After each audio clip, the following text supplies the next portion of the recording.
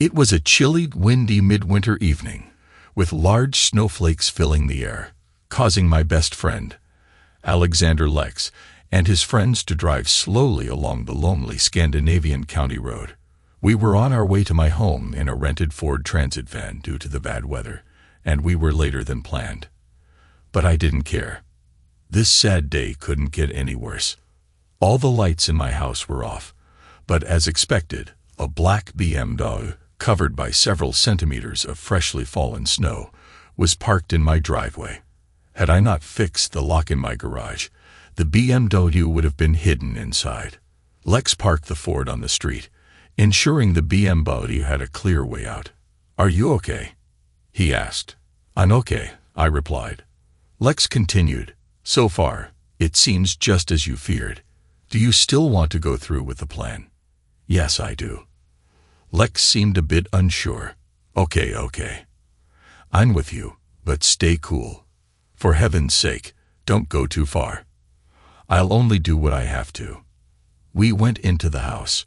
I unlocked and opened the front door, and Lex took out his digital camera, preparing to document what was about to unfold. He followed me to the master bedroom. There was no reaction from inside when I slowly opened the door, but I quickly switched on the light and rushed to the bed, dragging off the comforter. As expected, there were two people asleep there, my common-law wife Alina, and Samuel Albertson, her colleague. Alina began screaming when I confronted Albertson. I reacted instinctively, pushing him off the bed and demanding he leave. Lex snapped pictures as quickly as the camera allowed. In a heated moment, I told Alina that I didn't want any excuses or explanations. She needed to pack her things and leave. Overwhelmed with emotion, she sat down in a kitchen chair, crying loudly. After a while, she dressed, called a taxi, and left. Lex and I began packing Alina's clothes and personal belongings into cardboard boxes. The next morning, we loaded the boxes and her new TV into the van and took them to her parents' house. When we rang the bell, we piled the cardboard boxes and the TV against the house. Glancing at the windows, both Lex and I were sure we saw someone watching us from behind the curtains. Alina's driving license had been canceled for speeding, so we decided to leave her car in the garage. Back at the house, we changed all the locks before heading to Lex's hometown, where he had rented a Ford Transit. After a brief stop at his home, we went skiing for a week in the mountains, where our two friends were already waiting for us in a rented cabin. I'm Michael Hagan, a 32-year-old owner of a small but profitable factory that specializes in making patented high-quality steel clips sold in 14 countries. It was my uncle who invented the unique automatic machine that produces them. When he retired, he sold it to me at a fair price. Along with a single mother working part-time, we were the only employees. Once again, I found myself reflecting on a past relationship. I sent Alina a text suggesting we meet to share a few things when I returned from vacation. Lex, our two friends, and I had been lucky with horses, placing bets on the V75 every week. So far, we had seen a profit each year. The V75 is a popular weekly horse racing game where the goal is to pick the winners in 7 trotting races. Successfully choosing all 7 can yield impressive prizes, while lower payouts are awarded for fewer correct picks. Our group typically gambled amounts ranging from $200 to $250 a week, resulting in a system with 1,500 to 2,000 bets. If I could be regarded as lucky with horses, it was quite the opposite with girlfriends. Usually, it was easy for me to both get them and let them go. The girl before Alina was a real beauty, tall, slim, and naturally blonde. Unfortunately, she fit the stereotype of a dumb blonde. Many guys in town regarded me as a fool when I dumped her, but I found it impossible to be with someone who never did anything at home and spent all her earnings on clothes, hair, and makeup. Though I earned a decent living from my company and received some money from V75, I felt too financially constrained to afford an expensive trophy girlfriend. We parted without a quarrel, and she quickly found a wealthier guy who was happy with his new trophy girlfriend.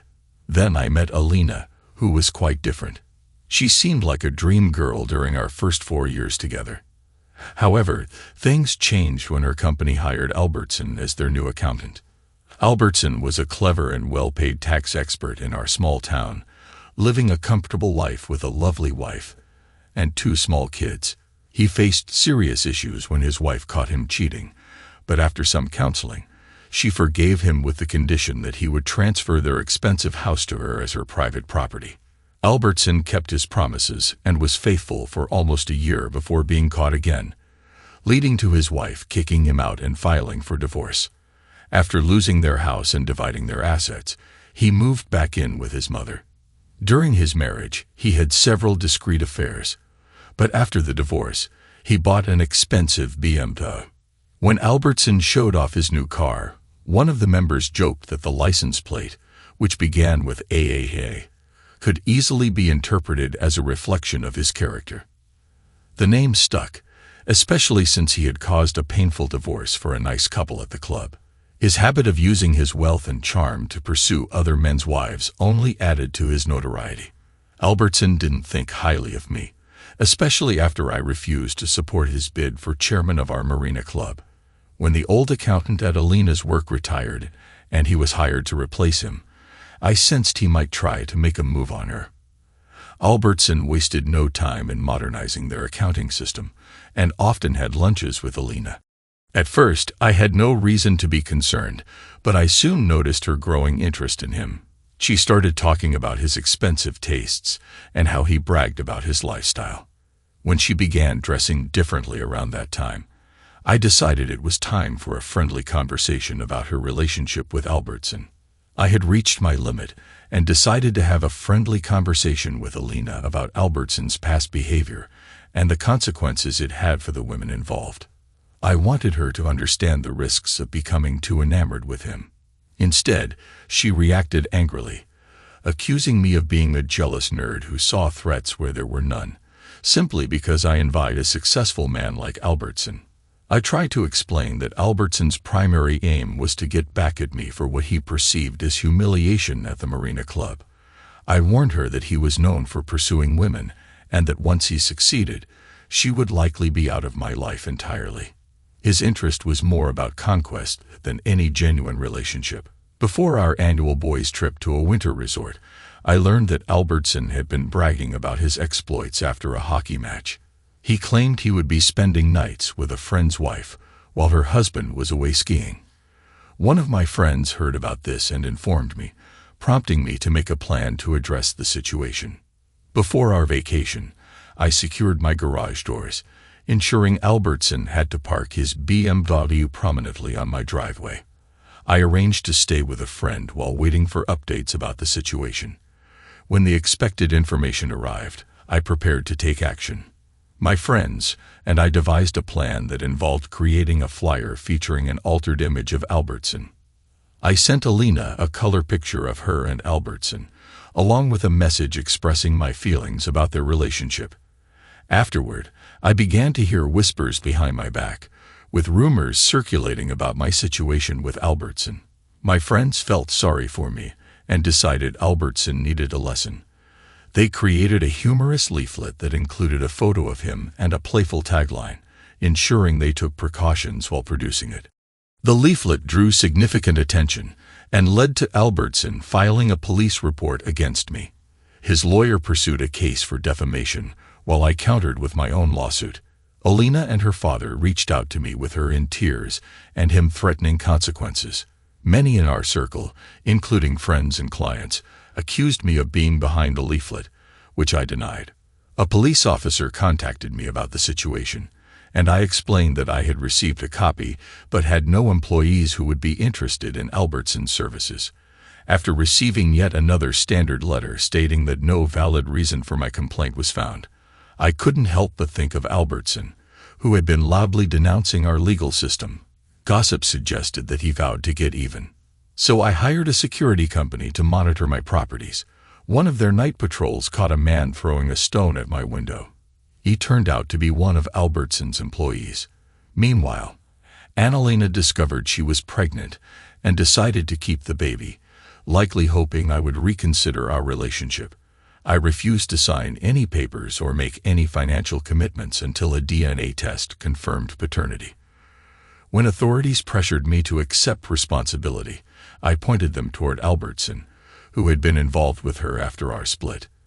As my rivalry with Albertson continued, my luck with women was less than ideal. At 32, finding single women my age in my small Scandinavian town was challenging. The downside of small-town life is that everyone knows everyone, making it difficult to date someone when you know her entire history. I tried online dating, but my first 3 dates were disasters. One woman, 38, used a photo that was at least a decade old.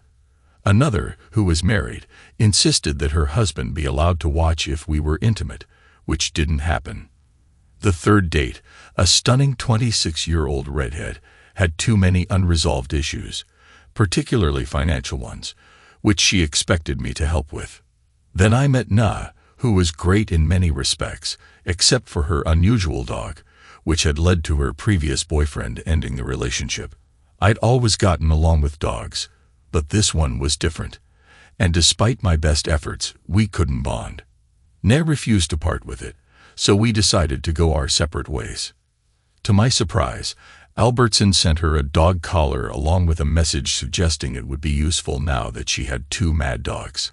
Not long after, Albertson's ex-wife, Catherine, called about the Marina Club's annual spring ball, asking if I could escort her. The Marina Club had a limited number of memberships, making it more exclusive than the local golf club. Catherine and I agreed to attend the ball together without any further intentions. My previous opposition to Albertson as chairman stemmed from his acceptance of bribes for memberships. The ball was a grand event, complete with photos in the local newspaper. One large photo of Catherine and me outside the ballroom stirred quite a bit of gossip, especially when Albertson found out whom I was with. Then, a new challenge emerged in the form of Erica Peterson, a stunning 28-year-old nurse who had recently returned to town after a divorce. I knew her brother from school, and we chatted pleasantly at the supermarket cafe. He jokingly suggested that Erica and I should date. I took the opportunity to propose a trip to the zoo park with her and her young son. She initially said she was busy that weekend, but agreed to meet on Wednesday evening to discuss our plans. I was looking forward to it, but everything changed when she revealed she had spent the previous weekend seeing a musical and dining at a top restaurant in the capital. When I asked who had accompanied her, she mentioned Samuel Albertson. Samuel Albertson had certainly gone to great lengths to impress Erica, securing sold-out tickets to a musical, likely at an exorbitant price on the black market. Meanwhile, my own plans felt like a modest alternative. I decided to focus on my own pursuits and not dwell on Albertson, replying that while I knew him well, I wouldn't call him a friend. Erica didn't press further, and I felt it wiser to keep my thoughts about him to myself. We talked excitedly about our upcoming trip. On Saturday morning, I met Erica and her son, Elliot, at her parents' house. During the drive to the zoo park, Elliot eagerly discussed the animals he hoped to see. At a cafe break, we found ourselves seated next to a family with a boy the same age as Elliot, and they quickly became friends. When we entered the restaurant for lunch, the family we had met at the cafe waved us over to join them. The adults struck up a lively conversation while the boys played together. As we strolled through the park, Anna, the mother from the other family, mentioned how they lived in a small village without many children for her son to play with. She then invited Erica, Elliot, and me to visit for a weekend so the kids could have fun together. Erica's response caused some surprise. She explained that she and her husband had filed for divorce and were currently unable to do anything as a couple. Anna, laughing, commented that she thought Erica and I looked quite happy together and suggested that it might be a lovely weekend for us. I agreed, pleased at the prospect of spending more time with Erica and her son. On the drive back, we both felt positive about the family invitation. However, Erica soon revealed that Samuel had invited her to Manchester to see a football match and do some shopping, which she had accepted. I kept my thoughts to myself. Albertson was clearly trying to outshine me in this competition. A private flight and a luxurious hotel were hard to compete with, but I sensed that Erica was more comfortable with me and Elliot. We had also agreed to have dinner at my house when we returned to our hometown. I prepared most of the meal in advance, and as I cooked the final touches, Erica got Elliot ready for the evening. The dinner was intimate, featuring good wine, candlelight, and soft music. We discussed various topics, avoiding Albertson until Erica finally mentioned, "I hope you understand that intimacy is off the table until my divorce is finalized." Samuel and I had a disagreement about that during our last weekend together. I appreciated her honesty. "I understand completely. It's sweet that you mentioned wanting to be newlyweds to Anna. That means a lot to me." She smiled brightly. "There's something special about us," I replied. "You and Elliot are wonderful. I really like both of you. It's hard to believe your ex would mess things up with someone as great as you." "I'm glad to hear that," she said. "And Elliot likes you too, which makes me happy." "I'd be even happier if you liked me just as much," I replied, and she assured me that she did. After chatting about lighter topics, she asked about my split with Annalena. I caught her cheating, I confessed. "And as for forgiveness?" she asked. "No, it was too humiliating, especially after we had talked about weddings and plans for the future." "Those places sound amazing. I would love to visit Hawaii and get married there," she said with a smile.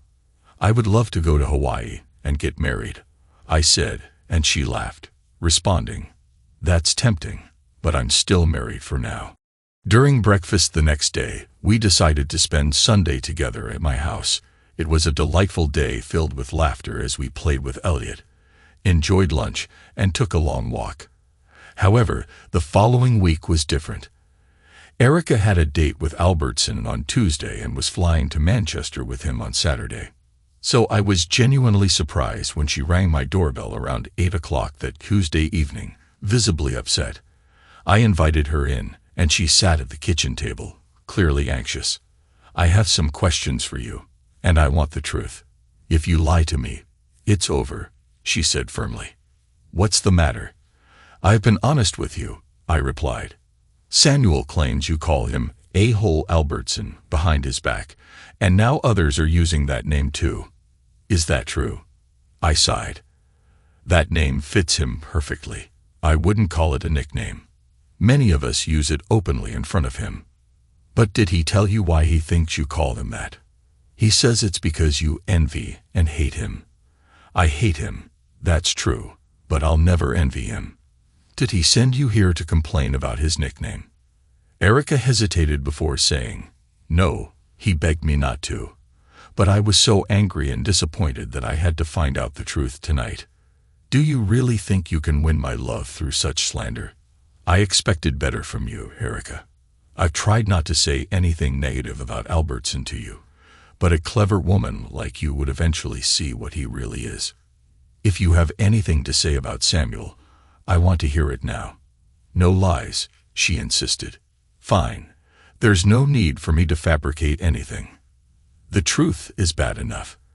Albertson is indeed the best tax expert in town, but I have my reasons to despise him. My first conflict with him was when I blocked him from becoming chairman of the Marina Club.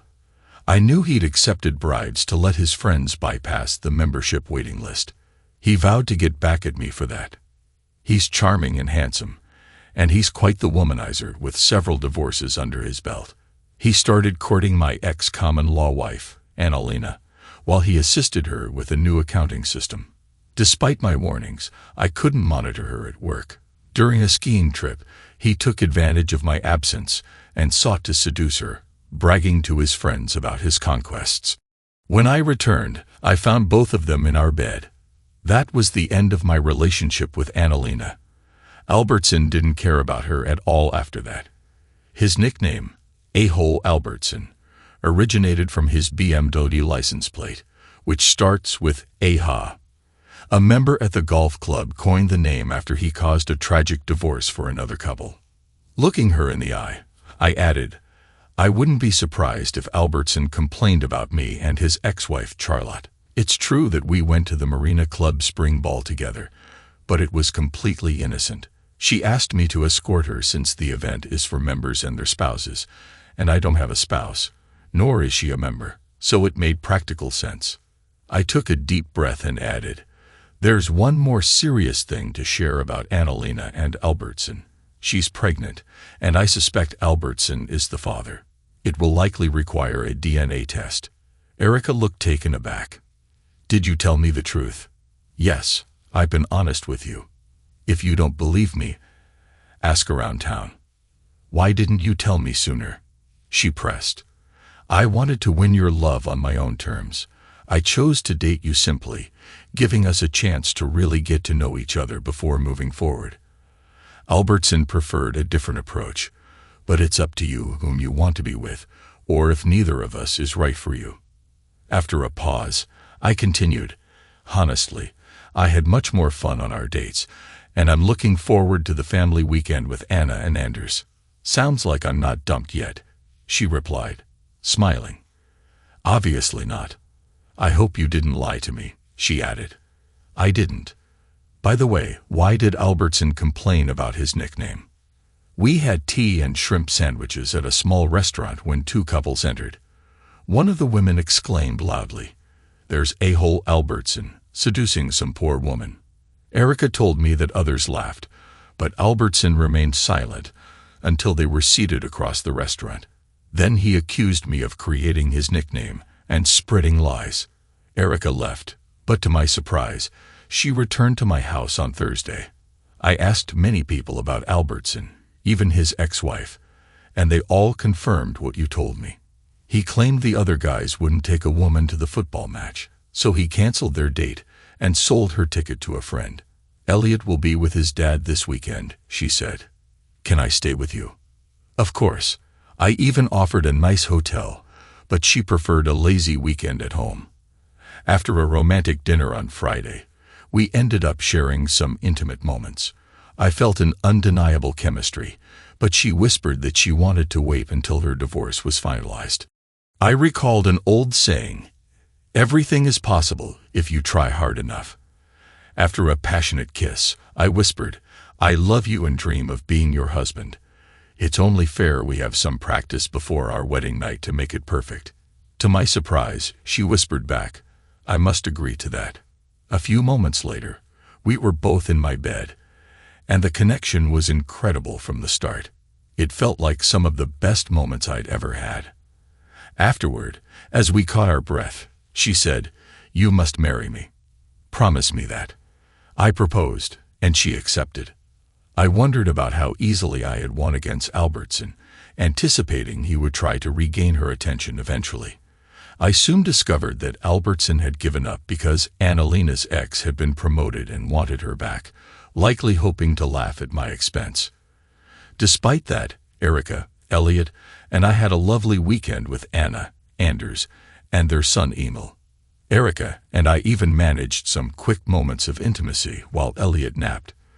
The next week was challenging for me, as Erica was set to see her ex and discussed the possibility of reconciling for Elliot's sake. I kept a low profile and reminded her that the decision was hers. Albertson sent her a card wishing her and her husband good luck, but Erica returned it with a note suggesting he should find a more appropriate place for it. It seemed she was no longer fond of him, especially after he canceled their trip to England. Erica left early on Saturday morning, giving me a hug before she departed, likely for good. I sensed she wanted to save her marriage, and I couldn't blame her. We had agreed she wouldn't contact me until she returned, either to collect her belongings or to stay with me permanently. It turned into a long, sad day. My V75 friends showed up after lunch to watch the races on TV. Even though we won a fair amount, around $23,000, I couldn't muster any happiness. My friends noticed my distress. They had seen me through difficult relationships before, but they'd never seen me this wrecked, not even after my separation from Annalena. Lex finally said what we all knew. "You really love this woman with all your heart." I wasn't in the mood to celebrate, so we ordered Chinese food and stayed in. To my surprise, Erica returned around 10 o'clock that evening, sporting a black eye. After a long embrace, she shared that her ex had hit her after she had expressed her intentions to keep our wedding plans. Once my friends left, Erica recounted her meeting with her ex. He had taken her on a tour of his new office, boasting about all the perks, then showed her a large old house for sale in an upscale area overlooking the lake. Erica didn't like the neighborhood. There weren't any other kids for Elliot, and found the house too big and in need of maintenance. When she voiced her concerns, he suggested she could work part-time and help manage the upkeep. When Erica asked about the costs, he assured her it would be no burden, as he intended to keep it as a private investment. After the tour, he invited her to a lavish dinner at the best hotel in town, suggesting they rest in his room beforehand. Erica refused, claiming she had plans with a friend. Deep down, she realized she no longer loved him and had no interest in rekindling their relationship. During dinner, he asked if she had met someone new. Erica replied, "Yes, I have, and today I've realized he is my love. There's no way to repair our marriage. We've drifted too far apart. Let's part as friends and move forward in our lives." His response was far from agreeable. He had clearly been drinking and erupted into a tirade, calling her names. When she tried to leave, he followed her to the parking lot and hit her, but fortunately, a bystander intervened. Afterward, Erica, Elliot, and I built a happy family life together. Her ex must have regretted his behavior because he offered her a fair divorce settlement and even suggested I adopt Elliot. We all agreed that it was best for Erica and Elliot to live with me. Life settled into a comfortable routine. Albertson didn't bother us, especially after he started dating a charming lawyer. However, my peace was disrupted when rumors circulated that Albertson's paternity test revealed he wasn't the father of Annalina's baby. The social services later discovered she had been involved with a married coworker whose wife had left him with their children. To my surprise, Albertson's lawyer girlfriend invited me to lunch. After some polite conversation, she got straight to the point. She had canceled Albertson's case against me and wanted to know if I would drop mine against him. I agreed, not expecting us to become friends, but I appreciated her desire for us to act like adults and move on from our petty vendetta. "I'd gotten my revenge," I said. After all, I won the competition for Erica's heart. She smiled, asking, "Do you envy Samuel and want to change Erica for me?" With a smile, I replied, "I admire you, but no thanks. I really love Erica." She promised me that Albertson would keep his mouth shut about Annalina's baby. I had to agree with her that, in some strange way, he had done me a favor when Annalina's earlier cheating came to my attention. We parted with a hug, and it was a great benefit for all of us to have put a stop to the vendetta between Albertson and me. During a vacation at the Spanish island of Gran Canaria, we were joined by our very good friends, the Spin family, whom we met during our first visit to the zoo. Erica and I married at the Scandinavian church in St. Augustine. After a number of setbacks, I had finally found a loving wife. Thanks to everyone who took the time to listen to today's stories. If you enjoyed it, please consider liking and subscribing if you haven't already. Feel free to share your thoughts on the events in the comments below. Take care.